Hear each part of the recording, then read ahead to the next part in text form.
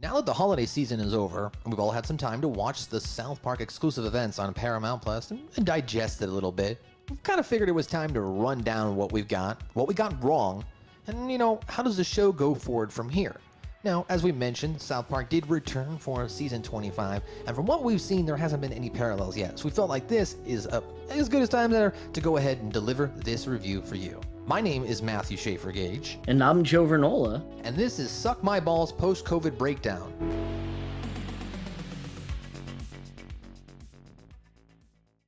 But first, a word from our sponsors. Yo, it's your host of The Heat, you can't be beat. The guy who's high when the air is dry. Your boy MSG sitting right next to my sponsor, the Baked Boys Club. Visit thebakedboysclub.com, use our code SuckMyBallsPod. You'll save 20% off your order. Baked Boys. Oh, stay baked, my friends. Not just So reviewing our previous podcast review, we mentioned the possibility of a brand new adult character on this post-COVID return, and that was Professor Chaos. Who could have seen this coming? I mean, we did. We pointed it out, right? After the build of Victor Chaos perhaps being the most evil character in the show's run in the past, we learned that we may not have an idea, though, of what his true evil was. We just figured maybe, he helped Candy kill somebody or did something. No. What Butters did was even apparently more evil in the future. And that was... Well, hey, fellas! Butters. I thought you were just the guards again. It's good to see some new faces in here. I'll bet you're looking to make yourself some money, huh? Well, you came to the right guy. And that was peddling cryptocurrency and NFTs. And they may, seem innocent and innocuous on the outside. As we find out, Rabbi Cartman knew exactly what he was doing when he got Butters released here from the asylum. NFTs are gonna blow up. You should really get in now because they're really the future. Why would I invest in digital good? You can't even stupid. No. It's gone. Just gone. My savings, my house. But I have this little green panda bear on a skateboard. For those unaware, Butters has the ability to manipulate others into buying NFTs to the point where they then go completely bankrupt and get into riots and violence. With NFTs, you can give your customers unique digital goods on the blockchain. Lots of people eat Denny's and Applebee's, and lots of people know about NFTs. You know what this is? People who eat Denny's, Applebee's, and know about NFTs, that's your target audience, baby! And if you just believe in NFTs, then I believe in NFTs, and then they believe in NFTs, and we make all kinds of fucking money! That's a pretty goddamn good idea. As the havoc breaks out amongst his friends, by getting them to buy those NFT and turning them onto the bandwagon, he takes over what seemingly is the cryptocurrency and digital market. The world may seem evil on the outside, but the true evil of Victor Chaos was personified. Clyde Donovan's telling everyone that he was immunized, and his refusal to get a vaccination due to shellfishness or shellfish being near the vaccination being made was all but a non-factor in the second half. In classic Matt and Trey fashion, they kind of took what seemed like it was going to be a very important plot point in one part of the trilogy, or in this case, two-parter, and just turned it into a giant joke. Although it seems that Kyle is responsible for his own fear of the vaccine, as we see when he goes back in time and tells Clyde Donovan to not get a vaccine and why not to get the vaccine. It seemingly was all a setup for a joke at the expense of maybe anti-vaxxers, people being shellfish, and maybe a little bit at Green Bay Packers quarterback Aaron Rodgers. Listen to me very carefully. Do not get vaccinated, ever. It'll make you grow titties on your head. Trust me, I'm an expert. Also like to interject in regards to Joe's shellfishness, as we did point out in the first episode of our post-COVID return that we thought that this might be a setup for Clyde getting killed off. So Joe Vernola correctly predicted that. I'm sticking to what I believe, and this kid dies now! Shalom Shachem, Clyde.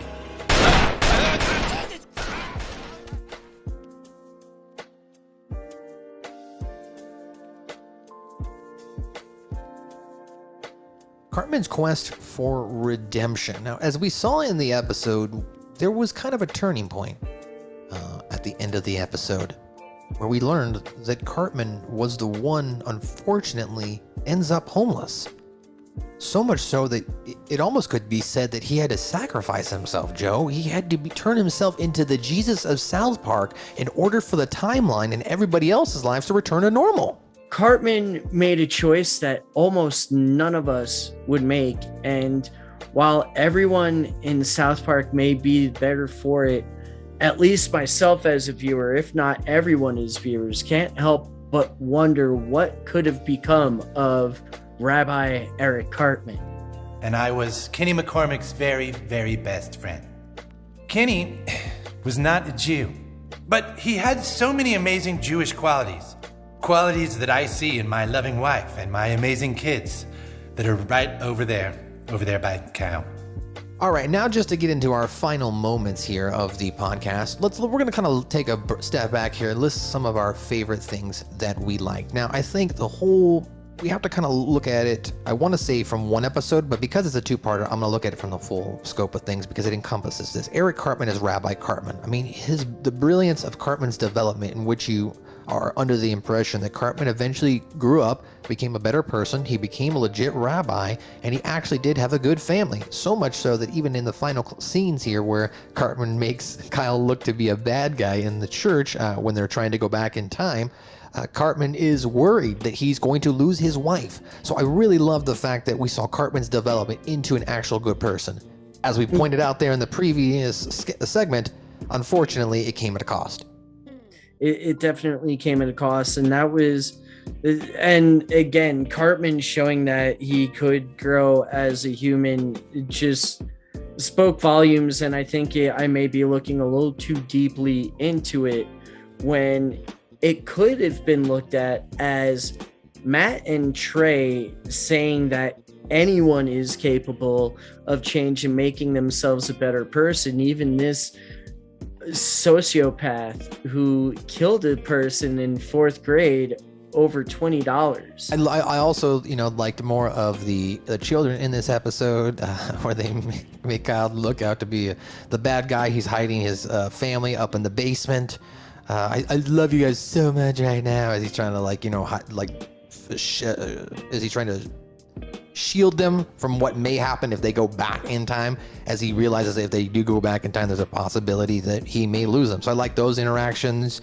I do like the interactions itself that we saw with Cartman and Clyde. Cartman was able to manipulate Clyde to join his side of his group.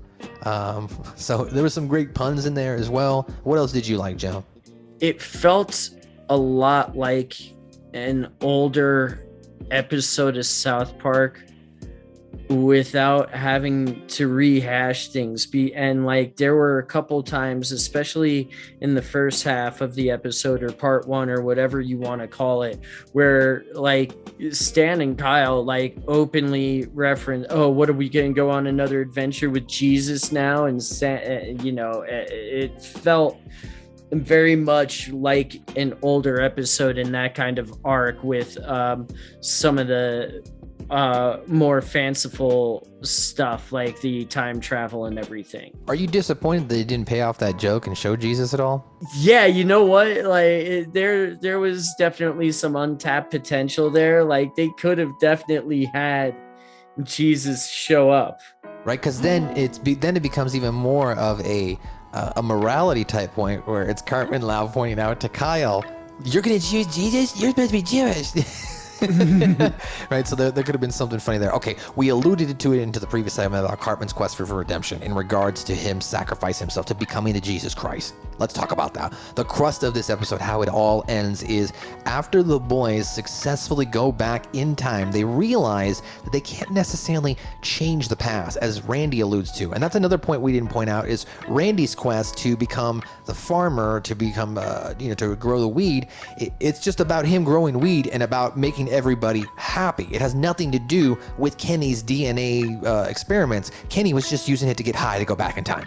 right? Yep. So he after just they needed a little bit of integrity. just needed a little bit of integrity to get through the time travel. So after we find that out, and the boys are all sitting outside on a bench, they come to the realization that you cannot change the past, but what you can do is alter the future. And here's what they do. They realize that all of this was because they were unhappy during COVID, that everybody had their own morals and dilemmas and challenges and frustrations that nobody else thought about how their friends and family were doing. It was just about them and only about them surviving. And when you did that, you took away the core group and meaning of what their friendship is, and that's looking out for each other as friends.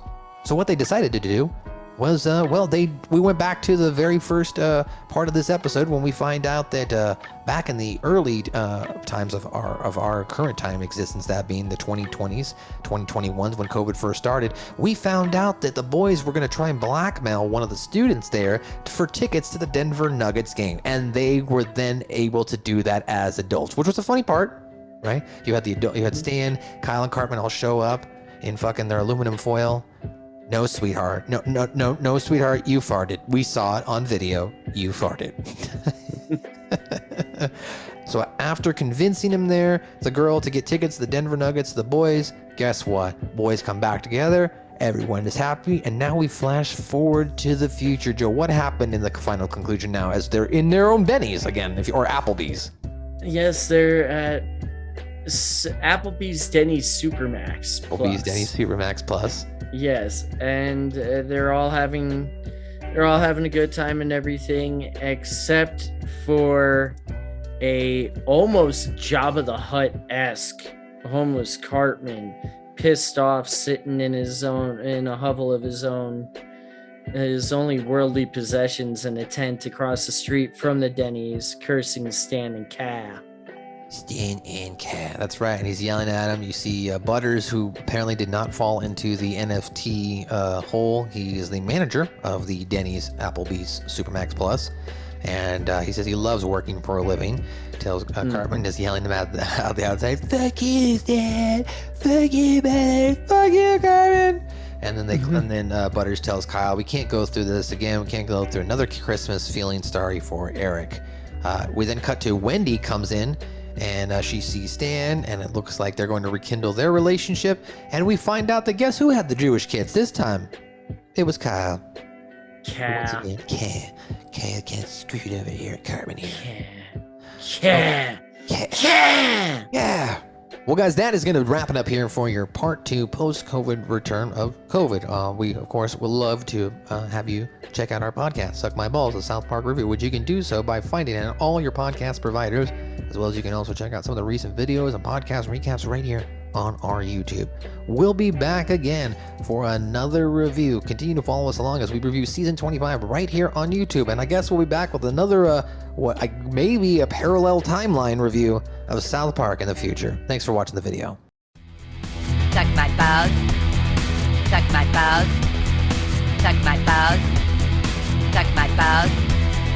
Suck my balls. Suck my balls. Suck my balls. Suck my balls.